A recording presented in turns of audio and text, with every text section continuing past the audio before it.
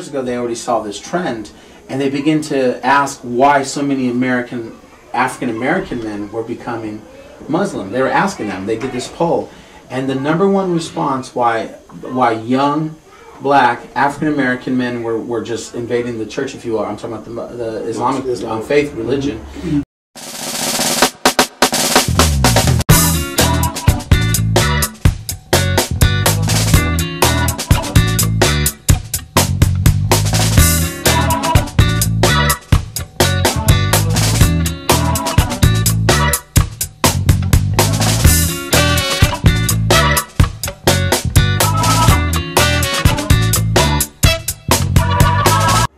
Too many women in the church doing everything. Right.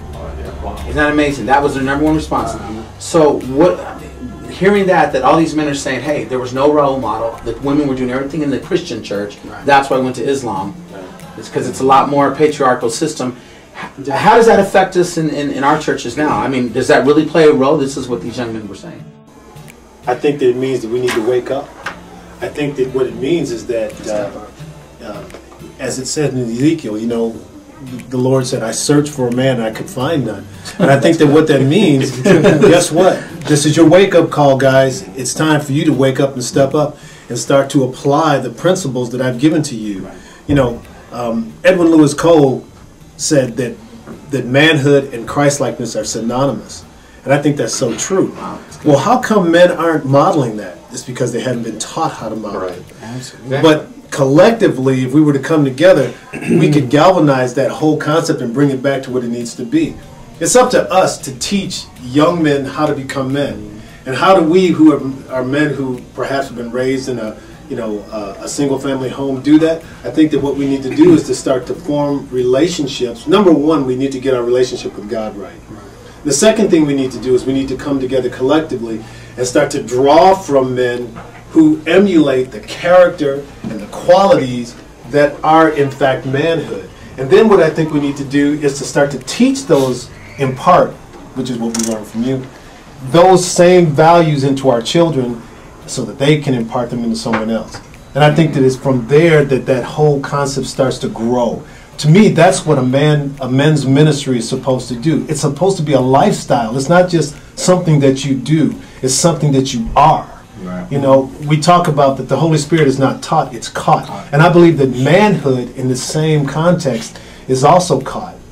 You know, God didn't, his vertical alignment and the order that he put things in wasn't a mistake. The problem is that we've allowed the world and its system to come between us and what we're supposed to be. And if the Bible is true, and I believe that it is, and I live by it, is that the violent take it by force, and that means that we as men are under attack, and we need to take that back. If by force, then so be it. And I mean, I'm talking in the spiritual realm. I'm talking about insofar as prayer and our actions and things of that nature. We need to stop whining and pussyfooting around about why our lives are out of order. And #1, look at ourselves, our relationship with God, and if we're not where we're supposed to be, then start to get there. And then secondly, get that relationship with your spouse if you're married right. And if you aren't married, then start to learn those concepts so that when you get to that point, you're not going to mess up some young lady's life or your own.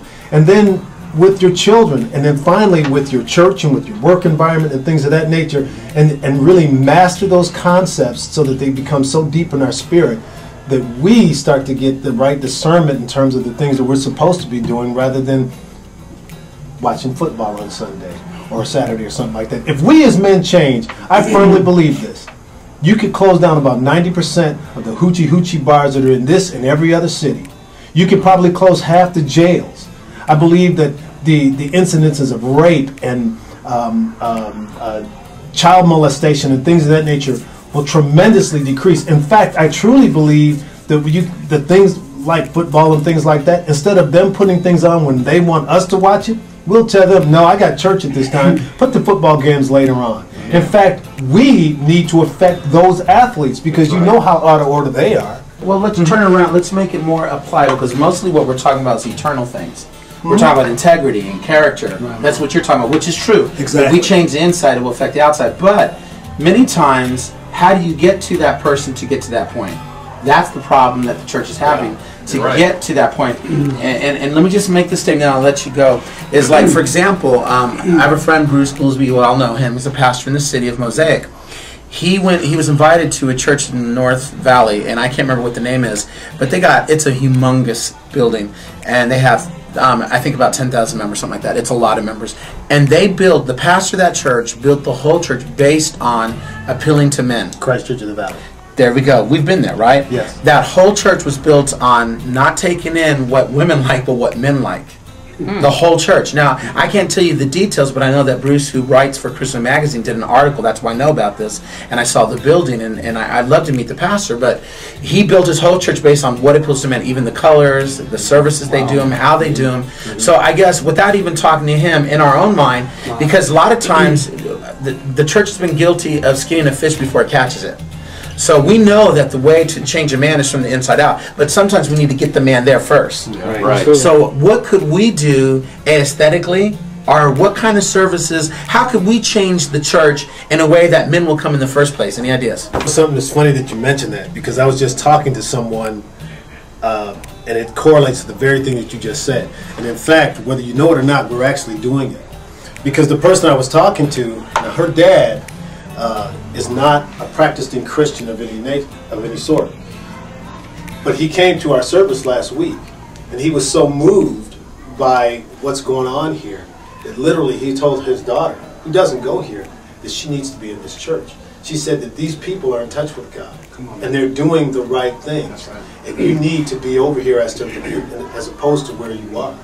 And so what we need to do, I think, is just maybe pinpoint and identify those things that we're doing from a masculine standpoint and so on, because that's specifically what we're talking about, and fertilize those things, feed them, so that not only we be enriched, but that enrichment, I think, is going to radiate, if you will, outside of the church, because we're going to carry that radiation somewhere if we else. nailed that down, though, there was something he saw that appealed to his manhood. Yes. That said, wow, I'd like to be part. Can we actually name what those are?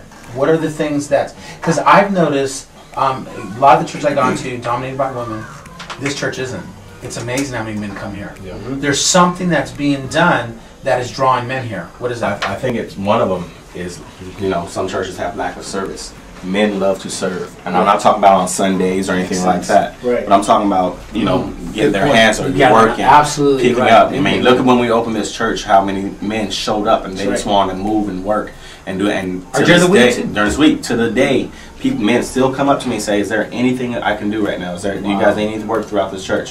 They want action. They want action. Be involved. Yeah. And once you don't just stop on working for the church, but outreaches. Men love fixing bikes. We used to do that all the time, where we went out to outreaches and the men would fix bikes, or they'll sign up to do home, help people with their homes and things like that. Men love to serve, and if they're not serving, then what are they doing? Yeah, they have service, but what they see on service is just like today. Right.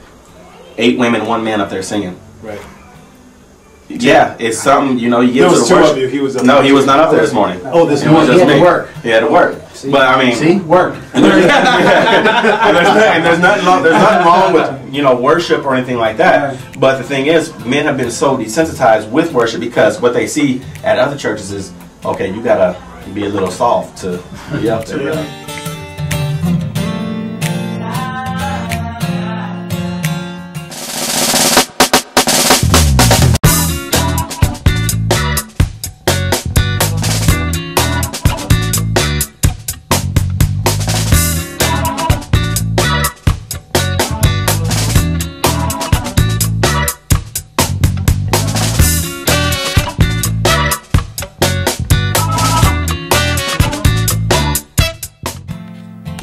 Bagels with Pastor Joe.